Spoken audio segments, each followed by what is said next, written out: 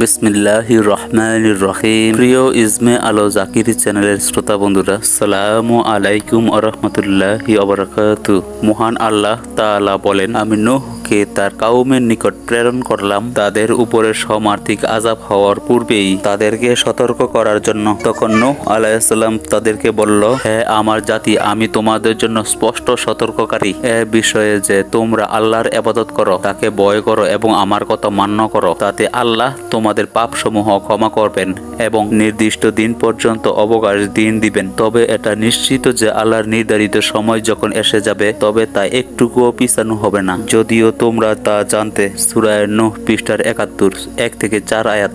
অতঃপর তাদেরকে শিরক ত্যাগ করে পরিপূর্ণভাবে আল্লাহর ইবাদতে ফিরিয়ে আনার জন্য বান্দার উপরে আল্লাহর অসংখ্য অনুগ্রহ ও অগণিত নেয়ামত রাজির কথা স্মরণ করে দিতে বলেন। তোমরা কি লক্ষ্য করেছ না কিভাবে আল্লাহ সপ্ত আকাশ স্তরে স্তরে সৃষ্টি করেছেন? তিনি চাঁদকে রেখেছেন আলো রূপে এবং সূর্যকে রেখেছেন প্রদীপ রূপে। আল্লাহ তোমাদেরকে মাটি থেকে উদ্গত করেছেন, অতঃপর তাতে ফিরিয়ে নেবেন ও আবার পুনরুক্ষিত করবেন। আল্লাহ তোমাদের জন্য জমিনকে রেখেছে বিছানা সদৃশ, যাতে তোমরা চলাফেরা করতে পারো প্রস্তুত রাস্তাসমূহে। সূরা নূহ 5-20 আয়াত। নূহ আলাইহিস সালামের স্থায়ী কাউমদেরকে দিন রাত দাওয়াত দিতে থাকেন। তিনি তাদেরকে প্রকাশ্যে ও গোপনে বিভিন্ন পন্যায় ও পদ্ধতিতে দাওয়াত দেন, কিন্তু ফলাফল হয় নিতান্ত নৈরাশ্যজনক। তার দাওয়াতে অতিষ্ঠ হয়ে দেখলেই তারা পালিয়ে যেত, কখনো কানে আঙ্গুল দিয়ে রাখত, কখনো তাদের চেহারা কাপড় দিয়ে ঢেকে রাখত। তারা তাদের হঠকারিতা ও জিদে অটল থাকত এবং চরম ও ধৈর্য প্রদান করত। সূরা নূহ ৭১ 6-9 আয়াত।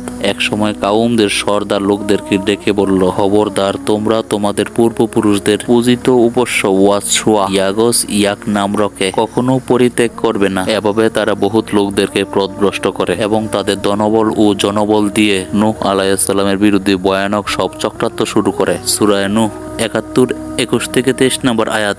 ছিল স্থায়ী কাউমদের প্রতি নূহ আলাইহিস সালামের দাওয়াত। ইসলামিক কাহিনী।